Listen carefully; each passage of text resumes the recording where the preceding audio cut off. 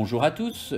Avec le confinement, l'équipe de l'Abri Mémoire vous propose un nouveau format pour découvrir l'histoire des conflits contemporains, mais aussi pour réfléchir autour de thèmes comme la citoyenneté et la paix.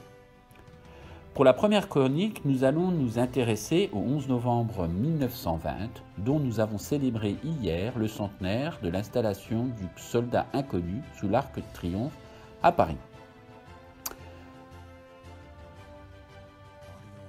Lorsque cessent les combats le 11 novembre 1918, cette date représentait pour un grand nombre de personnes la Saint-Martin, évêque de Tours dont la fête était abondamment célébrée dans le monde rural de certaines régions d'Europe occidentale et centrale. La fin des hostilités, le 11e jour du 11e mois à la 11e heure, bouleverse durablement, en France notamment, une fête multiséculaire pour inscrire cette date dans le grand roman national. Ceci se fera en deux dates importante de grandes célébrations.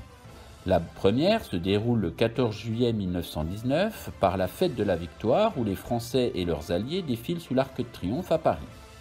La seconde est marquée par une double célébration, celle de toutes les victimes de la Grande Guerre et celui du 50e anniversaire de la République le 11 novembre 1920. C'est la raison pour laquelle le soldat inconnu sera associé à plusieurs symboles républicains très forts.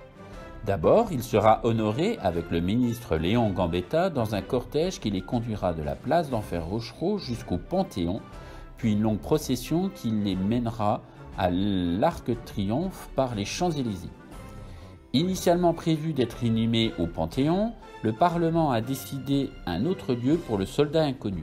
Ce sera l'Arc de Triomphe sous lequel le cercueil choisi par Auguste Thyn sera installé. Quant au cœur de Léon Gambetta, il trouve place au Panthéon. On imagine facilement la symbolique profonde dans cette cérémonie qui veut réconcilier l'ensemble des Français dans un moment aussi solennel. On peut revenir sur le choix de la place d'Enfer Rochereau qui, lui, n'est pas anodin. Cet officier républicain a dirigé la défense de Belfort en 1870-1871. Aujourd'hui, au pied de la citadelle belfortaine, trône le lion de Bartholdi, dont la réplique a été installée justement sur cette place importante. De même, lors de la cérémonie au Panthéon, les généraux Feder, Chanzy ainsi que les colonels Tessier et d'Enfer Rochereau sont honorés par la pose d'une plaque dans ce haut lieu de la reconnaissance nationale et qui atteste de leur engagement profond dans les combats de la guerre de 1870. De même, à cette époque, la France compte encore beaucoup d'anciens combattants de ce conflit qui sont associés à cette cérémonie, peut-être la dernière avant qu'ils ne s'éteignent avec l'âge. En organisant cette vaste célébration, les autorités voulaient refermer une page douloureuse de l'histoire nationale française.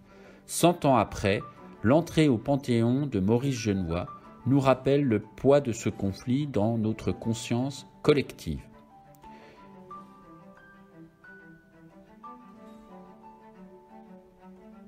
Voilà, cette chronique est terminée. Merci pour votre écoute et à très bientôt.